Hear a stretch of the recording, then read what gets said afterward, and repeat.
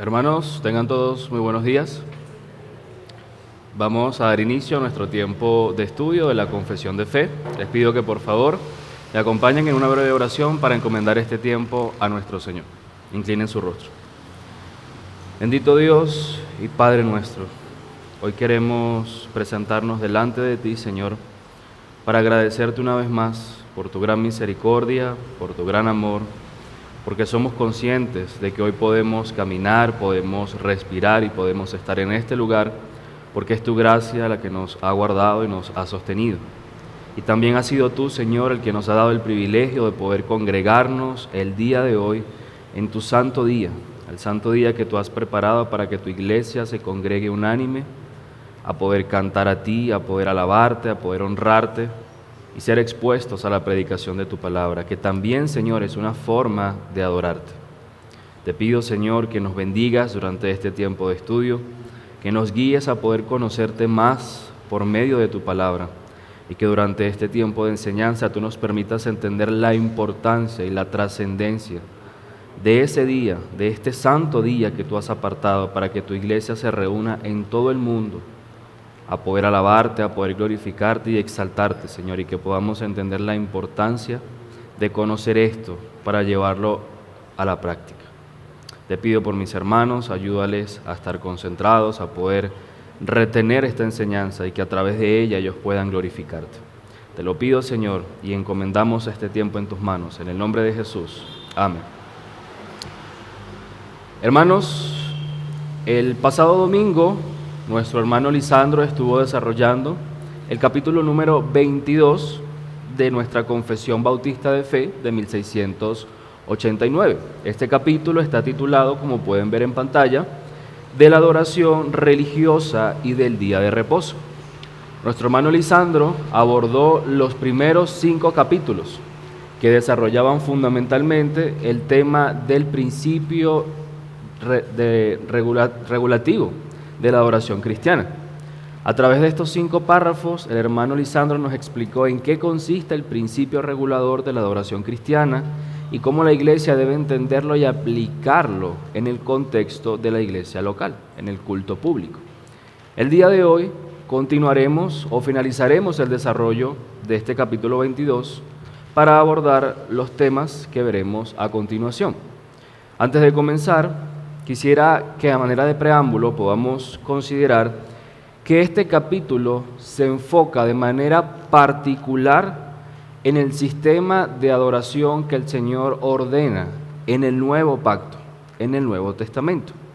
¿Por qué razón nosotros podemos reconocer este énfasis especial? Porque en el párrafo número 6, que abordaremos el día de hoy, la confesión comienza diciendo: ahora, bajo el Evangelio. Y fíjense el énfasis que coloca la confesión. Ahora, refiriéndose al tiempo actual en el que la iglesia adora al Señor, dice bajo el Evangelio. Entonces quisiera tener esto precisado desde el inicio, porque es importante que veamos cómo la confesión va desarrollando esta perspectiva de lo que es la adoración en el Nuevo Pacto o en el Nuevo Testamento. Y esta sección de la confesión se enfoca en 3 aspectos principales. Como les decía, lo primero es el principio regulador, que fue abordado el domingo pasado.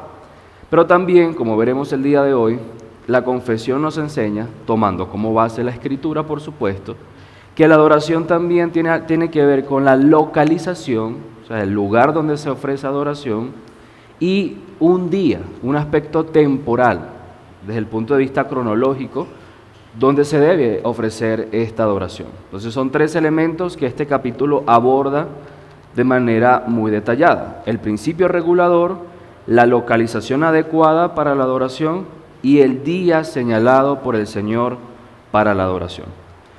También es importante entender como introducción que la adoración que el hombre debe ofrecerle a Dios se vio afectada desde el jardín del Edén. El camino adecuado, la forma adecuada en la que el hombre se debe relacionar con Dios se vio quebrantada por el pecado. Fue cerrado y fue acerrojado por el pecado. Entonces, en ese sentido debemos tener presente la necesidad de que sea nuestro Señor, el que es digno de adoración, que nos diga de qué manera nosotros debemos adorarle. Porque si el criterio para ofrecer adoración al Señor estuviese a libertad de cada quien, pues cada persona ofrecería adoración al Señor conforme a su propio pecado, conforme a su entendimiento caído. Entonces no debemos perder de vista que por causa de este quiebre que produjo el pecado en la relación de Dios con el hombre, la adoración que el hombre debe ofrecer al Señor también se vio afectada naturalmente. Por esa razón, debemos afirmar que es arrogante de parte de cualquier hombre querer determinar cómo debe adorar a Dios o determinar cómo Dios debe ser adorado sin considerar de manera exclusiva lo que dice la palabra de Dios. Eso es arrogancia. ¿Por qué razón? Porque el hombre estaría diciendo que es su palabra o es su criterio o es su sabiduría lo que determina cómo se debe adorar al Dios Santo, al Dios creador del universo, al Dios que es Señor y cabeza de la iglesia. Es importante recordar algunos aspectos bíblicos relacionados con el principio regulador de la adoración, porque esto también va a estar presente en estos 3 últimos párrafos que vamos a considerar el día de hoy.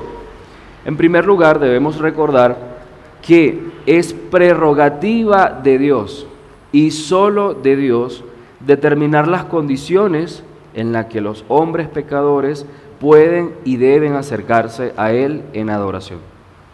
Solo es prerrogativa de Dios. ¿Qué significa esto? Que solo el Señor tiene el derecho, solo el Señor tiene la potestad de establecer cómo el hombre debe adorar. En segundo lugar, reconocemos que por la existencia de este principio regulador, recuerden que el principio regulador no está expresamente desarrollado en algún capítulo de la Biblia, donde se diga literalmente, este es el principio regulador. El principio regulador es una construcción teológica, doctrinal, tomando en consideración diversos pasajes que se nos muestran en la Escritura, donde es el Señor quien determina soberana y unilateralmente cómo Él debe ser adorado. Cualquier hombre, cualquier congregación que incluya prácticas extrabíblicas en su adoración pública en el día del Señor, inevitablemente socava la adoración establecida por Dios. Porque no se trata de opciones, no se trata de que la iglesia puede escoger, adoro como Dios lo dice en la Biblia, o como estamos en tiempos contemporáneos, como las cosas han cambiado, puedo adorarlo de otra manera. No, la iglesia no tiene opciones para escoger en lo que tiene que ver con la forma de adorar al Señor. ¿Por qué razón? Porque es Él el que lo establece de manera clara en su palabra. En tercer lugar, cualquier persona que pretenda cuestionar, negar o ignorar la forma en la que el Señor estableció que debía adorarse, está negando la sabiduría de nuestro Señor y la suficiencia de la Escritura. Recuerden que nosotros creemos y enseñamos la suficiencia de la Escritura, la suficiencia de la palabra de Dios. Y esto significa que en todo lo que tiene que ver con nuestra fe, en materia de fe y práctica, la Biblia es suficiente. ¿Por qué razón es suficiente? Porque es palabra inspirada de Dios. Y si es palabra inspirada de Dios, debemos confiar y reconocer que solo la palabra de Dios tiene el contenido, la información, la guía que el Señor nos ha proporcionado para que su iglesia le adore correctamente. Algunas congregaciones lo harán por ignorancia, o algunos hermanos lo harán por ignorancia, pero sea de manera consciente o por ignorancia, cualquiera que niegue la manera correcta de adorar al Señor está cuestionando la sabiduría de nuestro Señor y la suficiencia de las Escrituras, porque se está pretendiendo añadir cosas que no fueron ordenadas por Dios. Y en cuarto lugar, sabemos que la Biblia condena explícitamente toda adoración que no sea ordenada por Dios. Un ejemplo típico de esto lo encontramos en el capítulo 10 de Levítico, cuando Nadab y Abiú se acercaron a ofrecer fuego extraño al Señor y la santidad del Señor los consumió. El hecho de que el día de hoy, por la gracia de nuestro Dios, no descienda fuego del cielo, que consuma a cualquier persona que lo adore de una manera incorrecta, no significa que la iglesia no tiene el deber y la responsabilidad de adorar al Señor tal como Él lo ha establecido. La iglesia tiene el deber y la necesidad de considerar a la luz de la Escritura cómo el Señor quiere ser adorado. Recordemos que en el contexto de las iglesias luteranas principalmente existe algo llamado el principio normativo, algo que seguramente nuestro hermano explicó el domingo pasado.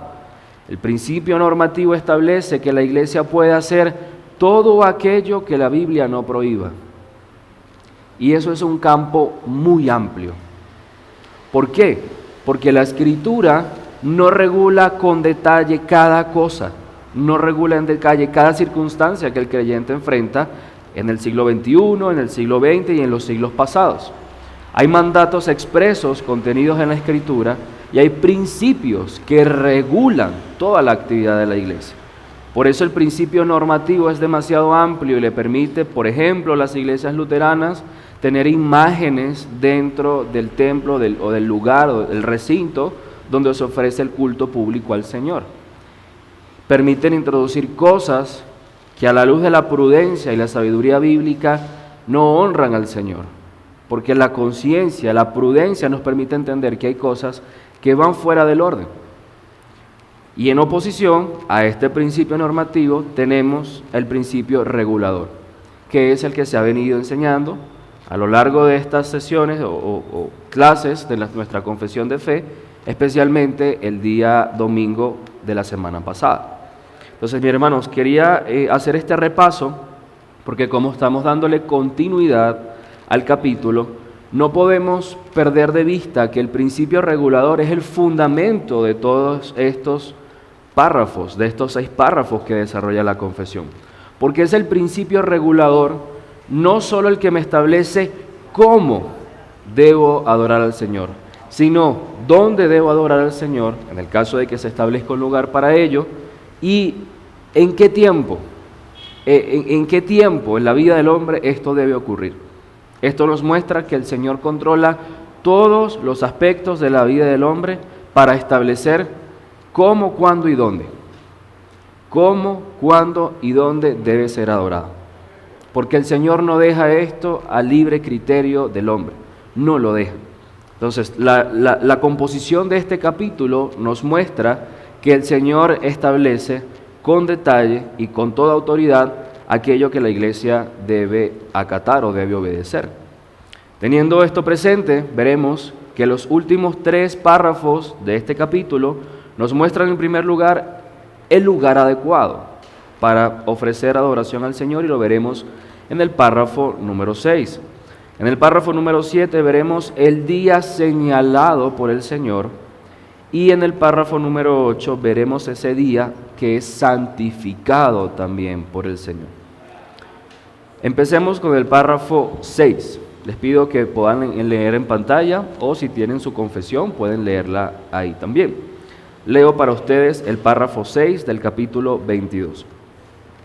Dice: ahora, bajo el Evangelio, ni la oración ni ninguna otra parte de la adoración religiosa están limitadas a un lugar, ni son más aceptables por el lugar en que se realizan o hacia la dirección que se dirigen, sino que Dios ha de ser adorado en todas partes, en espíritu y en verdad, tanto en cada familia en particular diariamente, como cada uno en secreto por sí solo, así como de una manera más solemne en las reuniones públicas, las cuales no han de descuidarse ni abandonarse voluntariamente o por negligencia, cuando Dios por su palabra o providencia nos llama a ellas.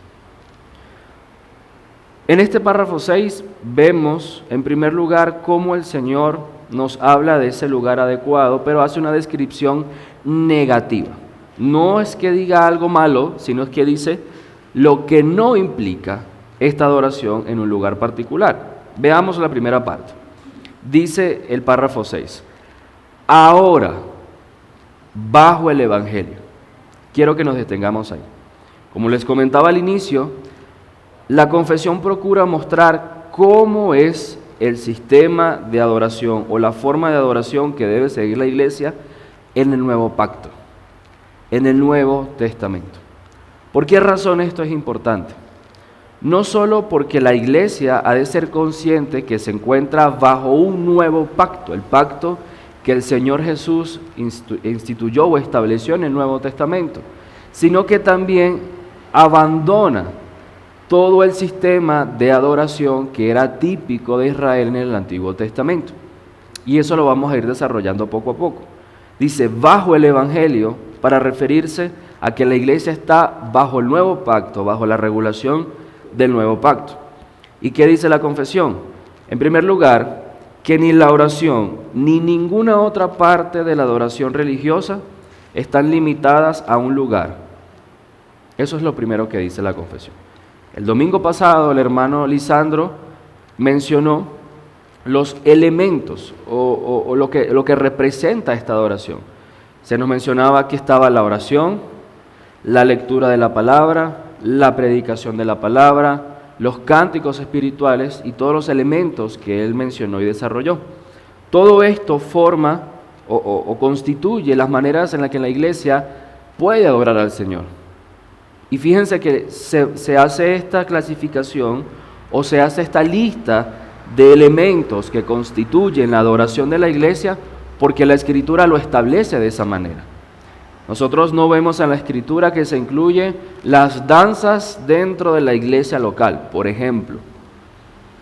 No vemos que el Nuevo Testamento nos enseña que durante el culto público estén personas vestidas de colores con paños caminando por los pasillos. O sea, eso no, la Biblia no nos enseña eso. Entonces es importante recordar la clase del domingo pasado, cuáles son los elementos que expresan, que manifiestan esta adoración que el Señor ha ordenado. ¿Por qué? Porque ninguna de ellas está limitada a un lugar. ¿Por qué razón esto es importante? Si hacemos un ejercicio de memoria, recordaremos que en el sistema de adoración del Antiguo Testamento existía un lugar particular en el que la iglesia, en el que el pueblo de Dios, Israel, debía ofrecer adoración a Dios. Y este lugar era el templo que el Señor había ordenado construir. En el libro del Éxodo nosotros vemos que el Señor le dice a Moisés que primero construya un tabernáculo, que era una tienda, algo mucho más pequeño en el desierto. Posteriormente el Señor levanta a hombres como Salomón para que construyan un templo dedicado a Él. Y posteriormente se da la construcción del segundo templo.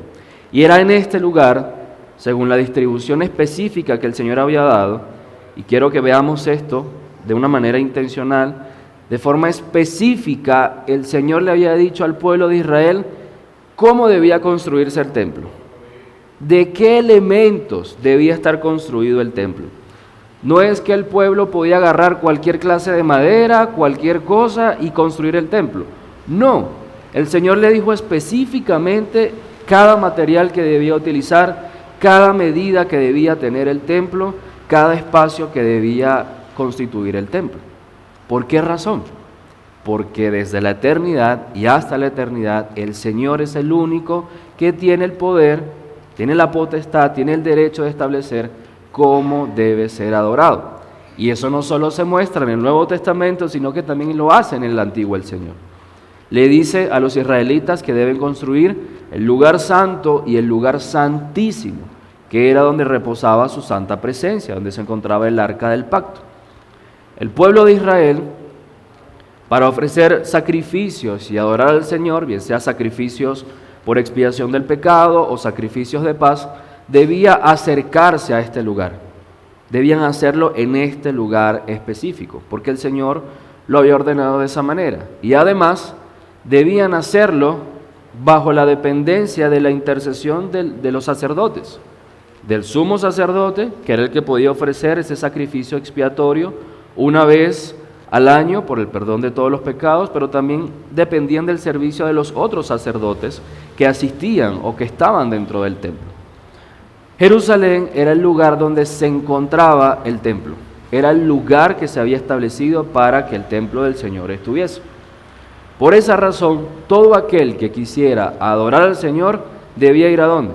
A Jerusalén. Cuando se celebraban las fiestas santas en el Antiguo Testamento, ¿dónde se congregaba el pueblo? En Jerusalén. Estaban ahí reunidos. ¿Por qué? Porque el sistema de adoración de Israel giraba en torno al templo. Nosotros podemos ver, por ejemplo, en Daniel capítulo 6, versículos del 9 al 11, que pueden consultarlo con mayor detenimiento luego, cómo Daniel cuando oraba, él entraba a su casa y oraba, dice el texto que él oraba hacia la ventana que daba a Jerusalén. ¿Por qué razón? Porque Daniel reconocía que el lugar de la presencia de Dios estaba en Jerusalén. Evidentemente, no tiene nada que ver con nosotros, pero las religiones islámicas hacen lo mismo. Cuando ellos van a hacer sus oraciones, ¿a dónde ven ellos? A la dirección donde está la Meca. Ellos se ubican y hacia donde está la Meca geográficamente, ellos oran y se inclinan hacia allá. Pero lo que nos dice la confesión, teniendo en cuenta las regulaciones del nuevo pacto, es que ninguna de estas formas de adoración religiosa están limitadas a un lugar. O sea, no estamos limitados a un lugar. ¿Por qué razón? Porque como hemos aprendido a través de las prédicas que el Señor nos ha dado, a través de los estudios bíblicos que hemos tenido, la iglesia no es las cuatro paredes en las que estamos. No es esa la iglesia. Incluso la misma iglesia católica le da un valor espiritual o representativo a los templos, a las catedrales, a los lugares donde se ofrecen estos servicios de adoración. Pero la iglesia del Nuevo Pacto, del Nuevo Testamento, no está limitada ni está sujeta a ofrecer adoración en un lugar de manera obligatoria. Con esto no quiero decir que no es propicio o prudente tener un espacio destinado para ello, porque sí lo es. Por la gracia de Dios, el Señor ha provisto este espacio con las condiciones adecuadas para que su pueblo se pueda reunir el día de hoy y cada miércoles y cada domingo, a adorarle, a cantarle y a ser expuestos a la predicación de la palabra. Y eso es una bendición de parte de Dios. Sin embargo, la iglesia de Cristo no está sujeta, limitada o impedida por este espacio. Puede ser que el Señor providencialmente envíe un terremoto, ¡pum!, se cae este lugar. ¿Significa eso que la iglesia ya no tiene la oportunidad de adorar al Señor? Por supuesto que no, claro que la tiene. Claro que la tiene.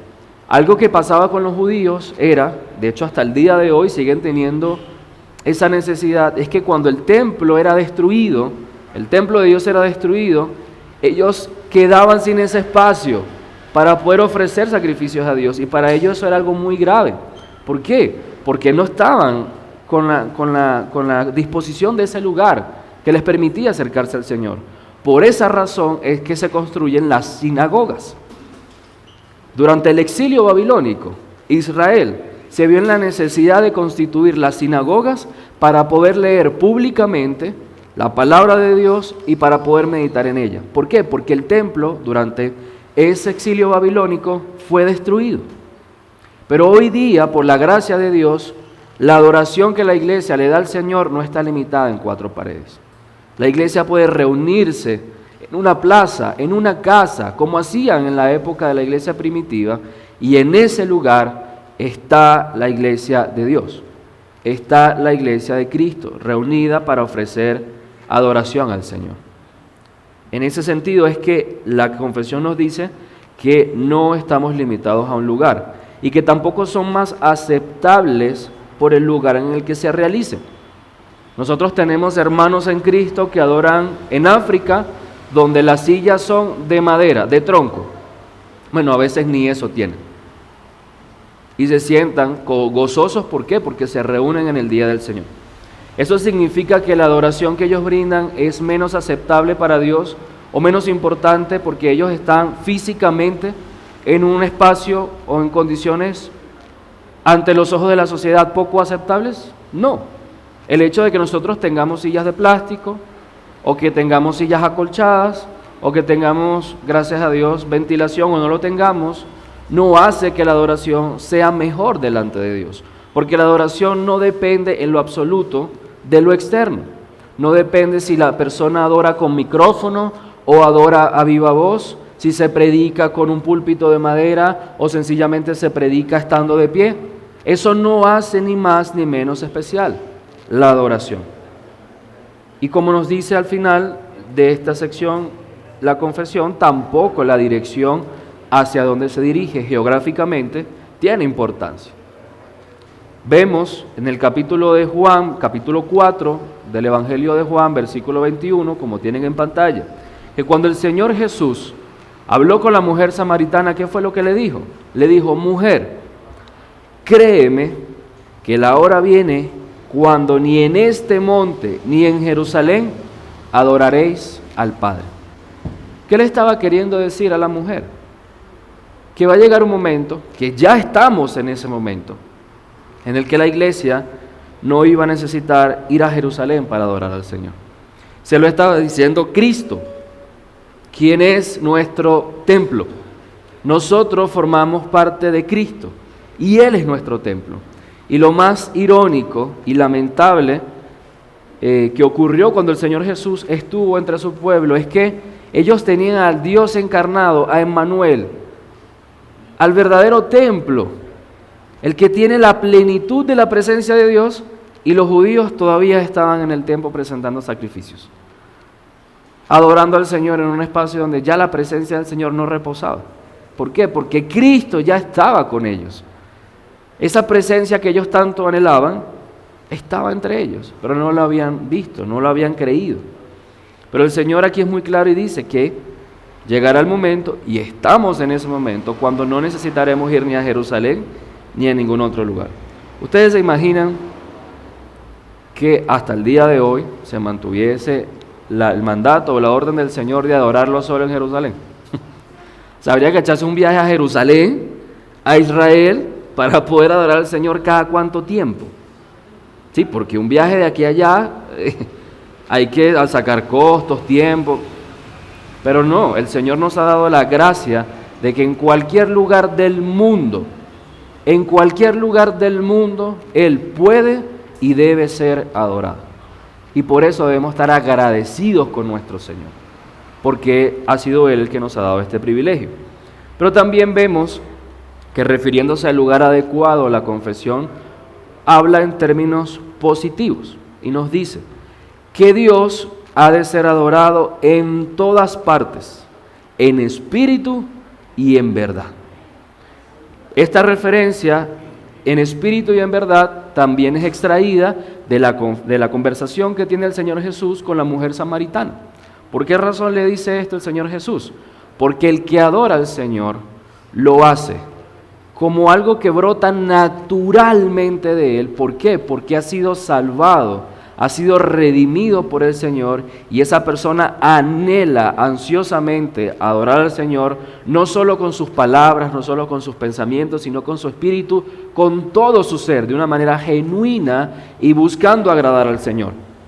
Pero no lo hace conforme a su propio criterio, lo hace conforme a la verdad. ¿Y cuál es la verdad? La palabra de Dios. No lo hace conforme a sus deseos, conforme a la moda, a lo que se le antoje hacer. No, el que adora debe adorar en espíritu y en verdad, como el Señor lo ha establecido. En 1 de Timoteo capítulo 2, versículo 8, Pablo, dándole instrucciones a su hijo en la fe Timoteo de cómo debían realizarse los cultos públicos dentro de la iglesia, le dice: quiero pues que los hombres oren, ¿en dónde? ¿En Jerusalén? No. ¿En Éfeso? No. En todo lugar, levantando manos santas, sin ira ni contienda. Entonces aquí vemos que Dios ha de ser adorado en todas partes. Y continúa diciendo el párrafo: tanto en cada familia en particular, diariamente, como cada uno en secreto por sí solo, así como de una manera más solemne en las reuniones públicas. ¿Qué nos está queriendo enseñar la confesión? Que la adoración a nuestro Dios no se limita a los días domingos, no se limita solamente a la congregación de la Iglesia de Cristo en algún momento particular de la semana, no, sino que también cada familia debe tener espacios de adoración, y espacios de adoración diarios. ¿Por qué razón? Porque la adoración no solo se trata de un reconocimiento de la majestad de nuestro Dios, no se trata solo de un reconocimiento de la grandeza, del poder y de lo que Dios es para nosotros, cómo Él se ha revelado, sino que también la adoración es una manera en la que Dios nos edifica a nosotros mismos. Dios nos santifica, nos guarda, nos preserva, nos ayuda a conocerle. Porque recuerden que adorar no solo es cantar, adorar es orar, adorar es predicar la palabra, meditar en la palabra, leer la palabra. Cuando nosotros leemos la palabra, ¿a quién estamos glorificando? A nuestro Dios. Cuando en los devocionales familiares, los padres y las madres con sus hijos se sientan a leer la Biblia y a orar, ¿qué están haciendo? Adorando al Señor. ¿Por qué razón? Porque cuando su palabra es expuesta con fidelidad, con temor y con reverencia, Él es exaltado. ¿Por qué? Porque el Dios de los cielos, el Dios de la creación, se ha revelado a nosotros y nosotros tenemos el privilegio de poder conocerle y meditar en su ser aún dentro de nuestras casas, aún en los espacios que el Señor nos ha brindado para que podamos tener tiempos devocionales con nuestras esposas, con nuestros hijos, con nuestros hermanos. Y es lo que la confesión nos anima a hacer, porque es un mandato bíblico. En cada familia en particular, diariamente, no solo los miércoles, no solo el domingo, diariamente. Pero también nos dice, como cada uno en secreto por sí solo. Es decir, la adoración pública es la que se realiza los días domingos, los días miércoles, cuando la iglesia está reunida, cuando hay 2 o más hermanos que se reúnen con un fin en común: predicar la palabra, meditar en la palabra, orar o cantar al Señor. Pero la adoración también tiene un carácter privado. ¿Por qué? Porque cada creyente tiene el deber y la necesidad de acercarse al Señor en adoración. Cuando usted está solo en la mañana o en la noche o en algún momento del día, orando al Señor por una situación en particular o dando gracias al Señor, orando una palabra que usted está estudiando, ¿qué está haciendo usted? Usted está adorando al Señor. Cuando usted aparta un tiempo de su día y se centra en estudiar un texto de la Escritura y medita en ello, ¿qué está haciendo usted? Usted está adorando al Señor de manera individual. Entonces, la adoración no solo se limita al aspecto colectivo, sino que también de manera individual cada creyente tiene el deber y la necesidad de hacerlo. Y el principio regulador aplica para ambos. Y es muy importante esto, porque a veces solemos pensar que el principio regulador y la solemnidad de la adoración solo se da en el contexto de la adoración pública, en el contexto de la adoración congregacional. Pero tenga presente, hermano, que cuando usted adore al Señor en privado, procure adorar como el Señor quiere que le adore. Procure adorar como el Señor quiere que le adore. Porque no se trata de que otro hermano lo vea o no, sino de que su Señor, que es al que usted está adorando, está recibiendo su adoración. Y eso tiene que ser tal como ocurría en el Antiguo Testamento, que cuando las ofrendas se presentaban eran de olor ¿qué? Fragante, agradable al Señor. ¿Por qué? Porque se hacían como el Señor lo había ordenado. Entonces es algo importante. ¿Por qué? Porque cuando llegamos a la iglesia el domingo, chévere, somos conscientes de que debemos adorar al Señor de una manera. Pero cuando estamos en nuestros hogares con nuestras familias no debe ser distinto. Si aquí en la iglesia el Señor nos da el privilegio de cantar al Señor himnos que son bíblicos, promovamos eso también en el hogar. Si podemos cantar al Señor un himno, así sea a capela, no es necesario tener equipo, pantallas, no. Sencillamente tenemos el texto del himno y cantamos con nuestros hijos, con nuestros hermanos, con nuestras esposas. Cantamos al Señor. Y no importa, hermano, que usted no cante bonito. El Señor no ve lo externo. No se preocupe. Si puede procurar cantar bonito, cante bonito al Señor, pero no se preocupe si no lo hace. Tiempos de oración, hacerlo con reverencia, con solemnidad. No es que vamos a hacer el estudio bíblico en la mañana y todos vamos a estar en la cama así como, vamos a leerla. No, levántese, prepárese, sea intencional y sea ejemplo para su familia de cómo debe realizarse esto, porque así como usted llega a la iglesia y usted no llega con pijamas, asimismo usted cuando adora al Señor en su casa debe procurar hacerlo. Repito, no porque externamente eso afecte su adoración, sino que es una muestra de lo que usted internamente entiende que es la adoración, que es un acto de reverencia a nuestro Dios. Y es muy importante porque no podemos convertirnos en legalistas y pensar que lo externo es lo que le da valor a la adoración. No, lo externo manifiesta lo que hay en nuestro corazón. Si para mí mi Señor es importante y es lo más importante de mi vida, yo voy a tratar de hacer las cosas de la mejor manera posible, aun cuando sé que lo externo no es lo que determina lo que yo estoy haciendo, sino es la guía del Espíritu del Señor en mí, la guía de su palabra en mí. Entonces la confesión nos dice que de manera pública esta adoración debe ser solemne. Solemnidad implica respeto, implica sobriedad, implica que la iglesia debe mantener un orden y debe respetar ese orden. Nosotros de diferentes maneras hemos podido conocer otras congregaciones que se hacen llamar cristianas, iglesias de poca luz, algunas de ellas, como nuestros pastores nos han enseñado, que a la hora de realizar el culto público no tienen un orden. A la hora de cantar, a la hora de predicar, todo es muy desordenado, cada quien hace lo que quiere, y esa no es la idea. Por esa razón nosotros, con la ayuda del Señor, procuramos dar instrucciones claras al inicio del servicio de adoración y decirles cómo deben comportarse, cómo debemos adorar, cómo debemos cantar. No porque queremos establecer de manera rígida normas para que la iglesia se vea bonita. No, es para agradar al Señor. Es para agradar a nuestro Dios. ¿Por qué? Porque estamos realizando un acto solemne de adoración. Y el Dios santo merece una adoración santa, hermanos. Es algo lógico.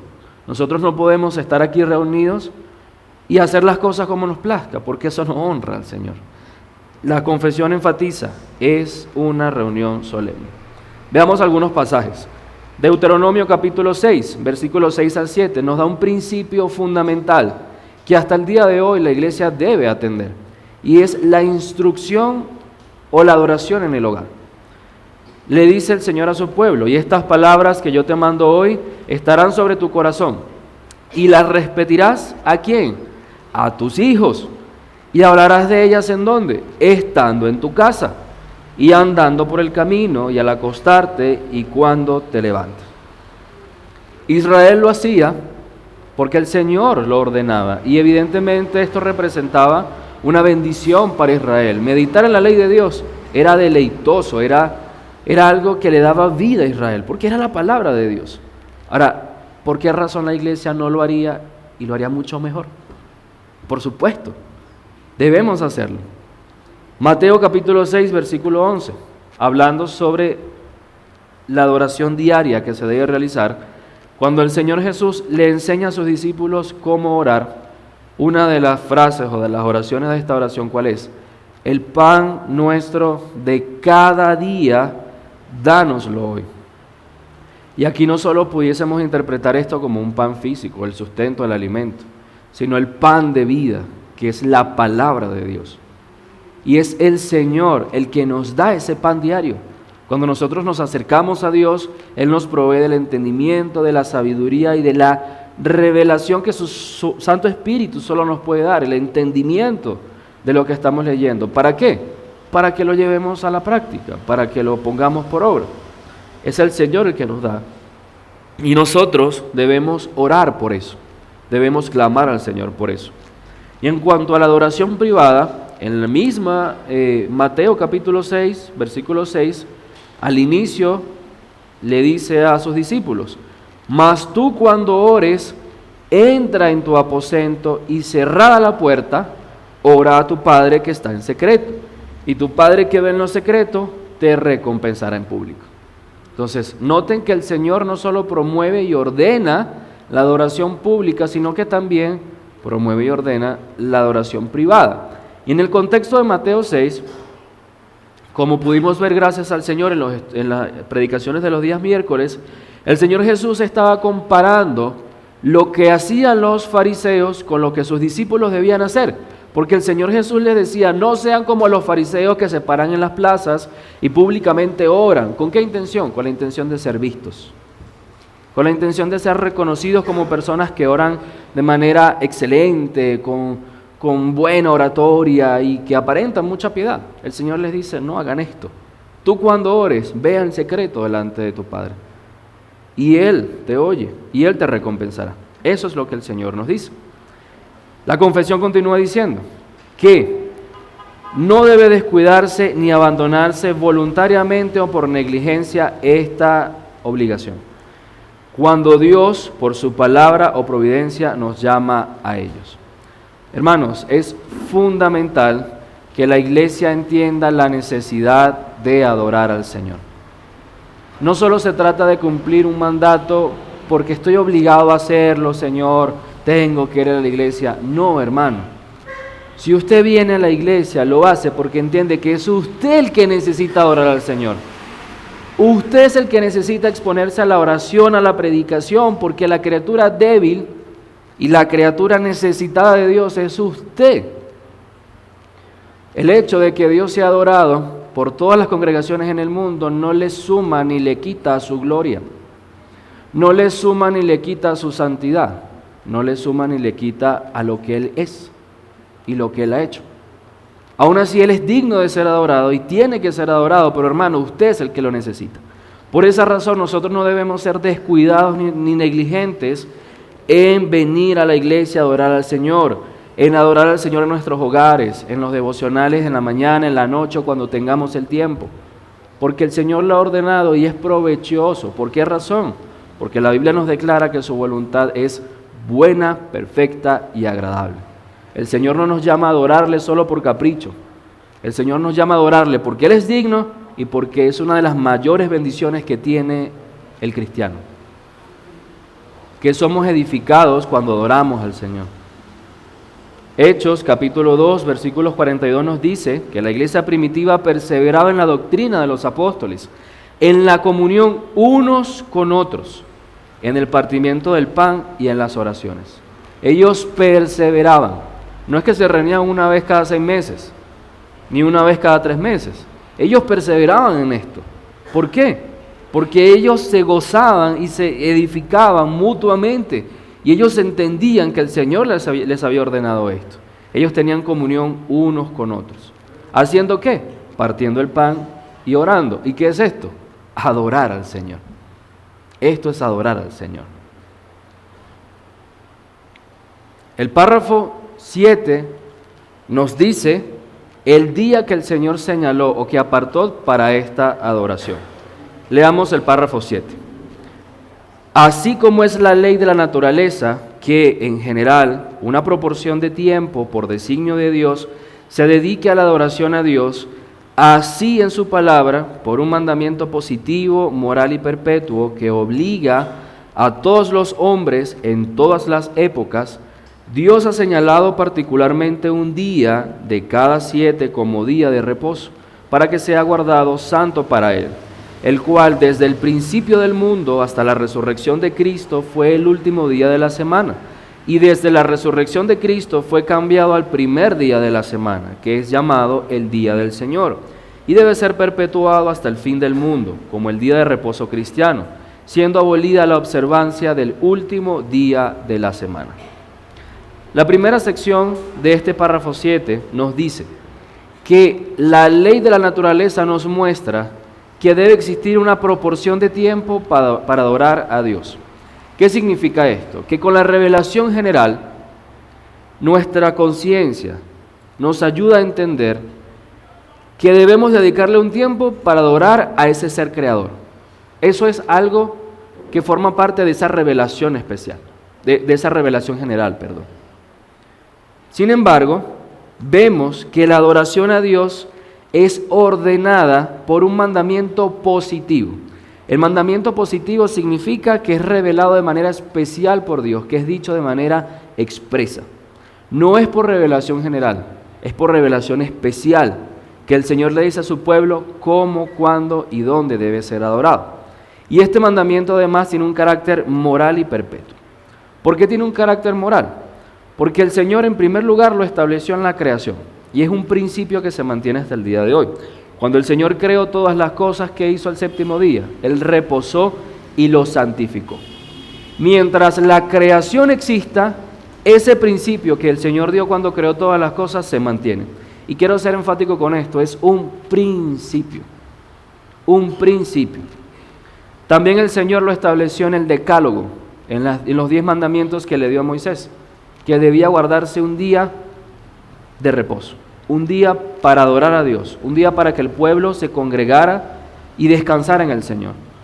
Sigue siendo un principio o un mandato de carácter moral, no ceremonial, no civil. Recuerden que en Israel, el que no guardara el sábado, ¿cuál era la pena? La muerte. De hecho, se registra un hombre que el día de reposo fue a buscar leña y le preguntaron a Moisés, bueno, ¿qué hacemos con este hombre que el día de reposo fue a buscar leña? ¿Y qué hicieron? Lo mataron. ¿Por qué? Porque quebró la ley de Dios y esa era la pena. Nosotros no estamos bajo esa regulación, no estamos sujetos a una pena de muerte por quebrar el día del Señor, pero esto no significa que sea menos importante o que no tengamos la obligación de hacerlo, es muy importante, pero tiene un carácter moral. Y esto obliga a todos los hombres en todas las épocas. Y la confesión nos enseña que el Señor ha señalado un día particular de los 7 días para que sea considerado un día de reposo y santo para Él. En Éxodo nosotros podemos ver cómo el Señor desarrolla este día de reposo. En el capítulo 20, versículos del 8 al 11 dice: acuérdate del día de reposo para santificarlo. 6 días trabajarás y harás toda tu obra, mas el séptimo día es reposo para Jehová tu Dios. No hagas en él obra alguna, tú, ni tu hijo, ni tu hija, ni tu siervo, ni tu criada, ni tu bestia, ni tu extranjero que está dentro de tus puertas, porque en 6 días hizo Jehová los cielos y la tierra, el mar y todas las cosas que en ellos hay, y reposó en el séptimo día. Por tanto, Jehová bendijo el día de reposo y lo santificó. El Señor aquí, cuando le está entregando la ley a Israel, le dice en qué consiste el día de reposo. Evidentemente, nosotros, como les comentaba, no tenemos la restricción que tenía Israel y las sanciones que tenía Israel, pero aquí está el espíritu del día de reposo. ¿Qué significa el espíritu? De que el día de reposo debe apartarse y santificarse para el Señor, dejando a un lado tus intereses, tus proyectos, todo lo que tú tengas que hacer ese día y consagrarlo al Señor. Dedicarte en mente, en corazón, emociones al Señor. O sea, eso es el espíritu que hay detrás de este mandato que se dio a Israel. Igual en Marcos capítulo 2, versículos 27 al 28, el Señor le dice a sus discípulos que el día de reposo fue hecho por causa del hombre y no el hombre por causa del día de reposo. Por tanto, el Hijo del Hombre, es decir, el Señor Jesús, es Señor aún en el día de reposo. ¿Por qué razón? Porque los discípulos fueron cuestionados de que estaban quebrando la ley por hacer determinadas obras el día de reposo. Y el Señor Jesús les dice, el Hijo del Hombre es Señor aún en el día de reposo. Ok. La confesión nos continúa diciendo que desde el principio del mundo hasta la resurrección de Cristo fue el último día de la semana. Y desde la resurrección de Cristo hasta el día de hoy fue cambiada al primer día de la semana, que es llamado el Día del Señor y debe ser perpetuado hasta el fin del mundo como el día de reposo cristiano, siendo abolida la observancia del último día de la semana. Bajo el sistema legal de Israel, ¿cuál era el día del reposo? El séptimo día, que en el calendario actual vendría siendo el sábado para nosotros.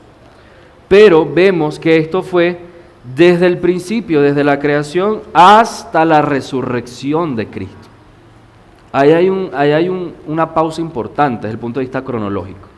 Desde la creación, desde el principio hasta la resurrección de Cristo. Luego de la resurrección, el día fue cambiado, no el principio, no la esencia de este mandato, solo el día. Fue cambiado, ¿a qué día? Al primer día de la semana.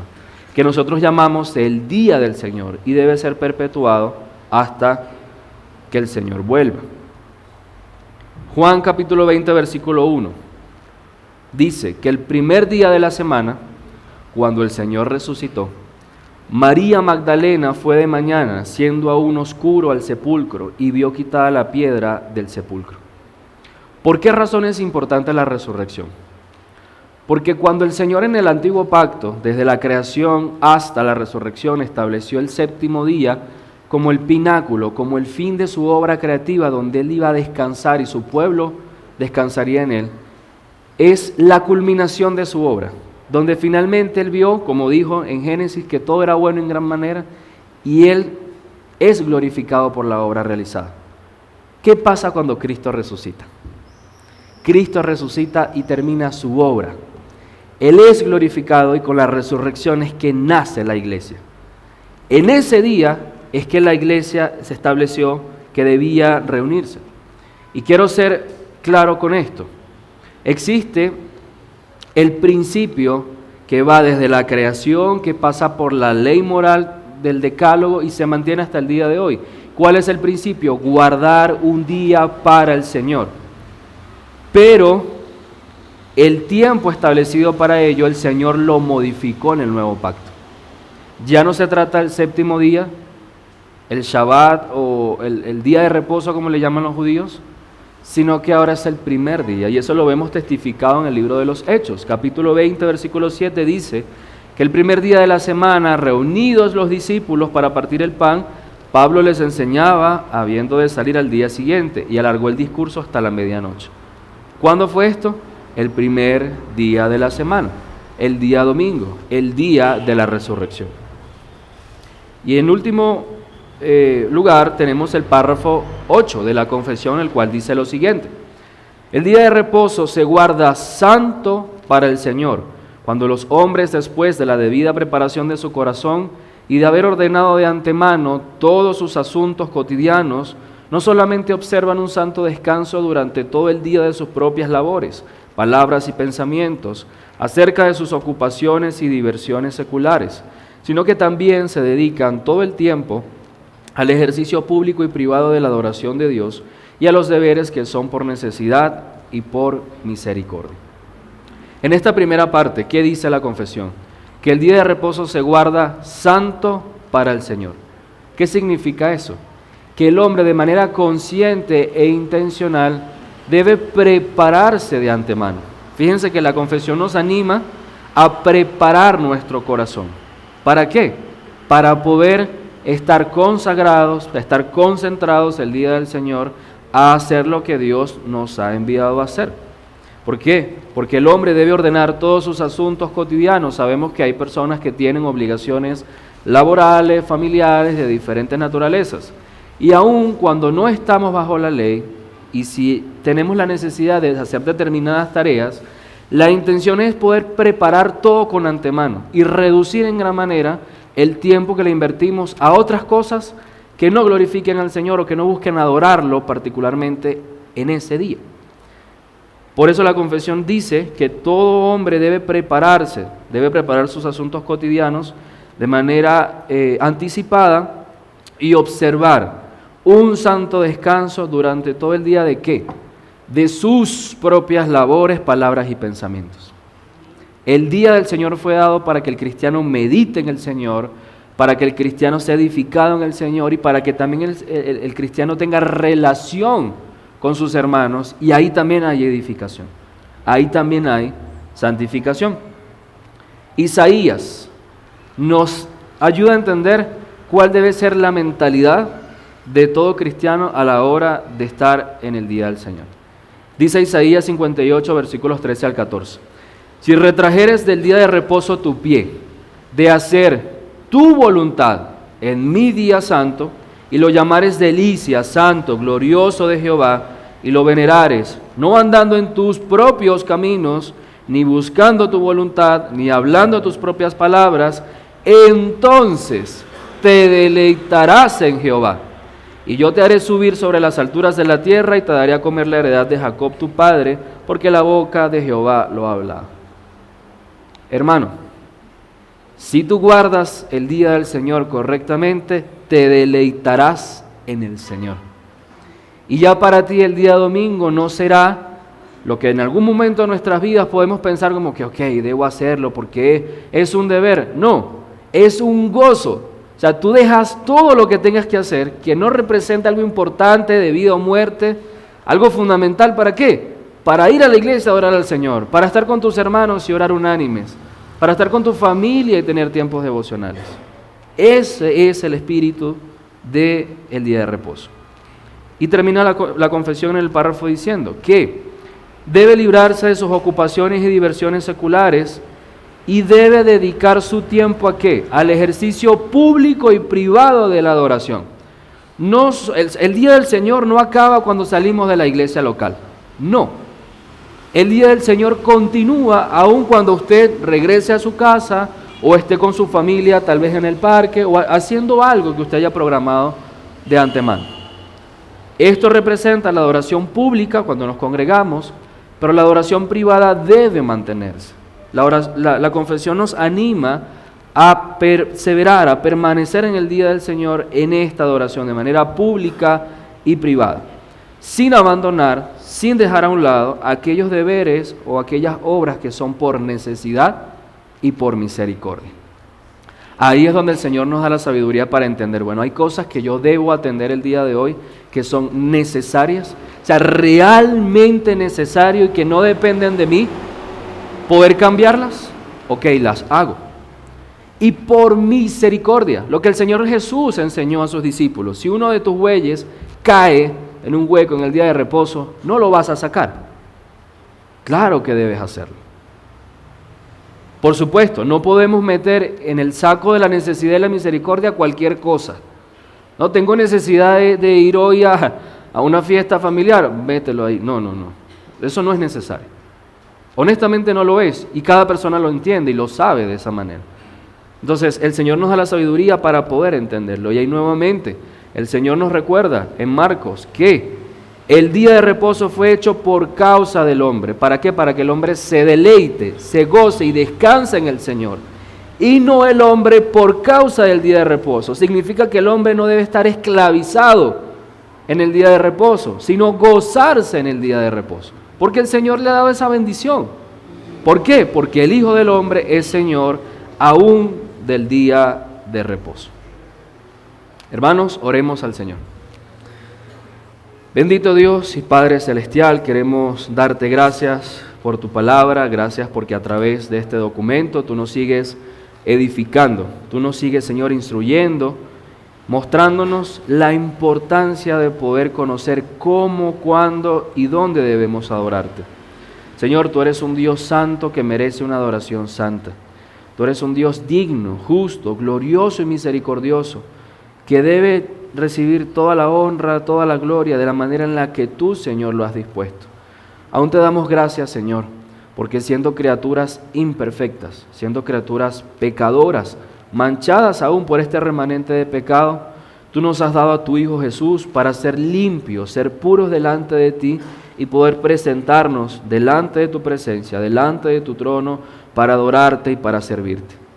Señor, mientras estamos en este plano terrenal, anhelamos eso que tú nos anuncias en tu palabra, de que estaremos juntos por la eternidad, adorándote y clamando, Santo, Santo, Santo.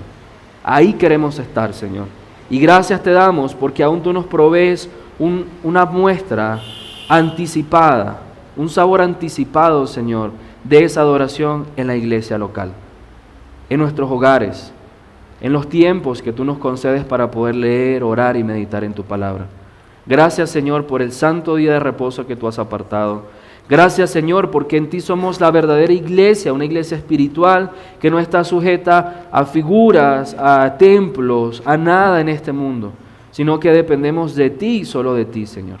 Gracias, Padre, porque tú nos permites adorarnos en espíritu y en verdad, porque es tu Santo Espíritu el que nos guía, nos guarda y nos enseña cómo debemos adorarte. Ayúdanos, Señor, a perseverar en estas cosas, ya que cada día de nuestra vida se ha presentado delante de ti como adoración, que seamos sacrificios vivos delante de ti y que con nuestra vida podamos adorarte, Señor, en todo aquello que tú nos has ordenado. Te lo pedimos, bendito Dios, y te agradecemos por este privilegio. En el nombre de Jesús. Amén.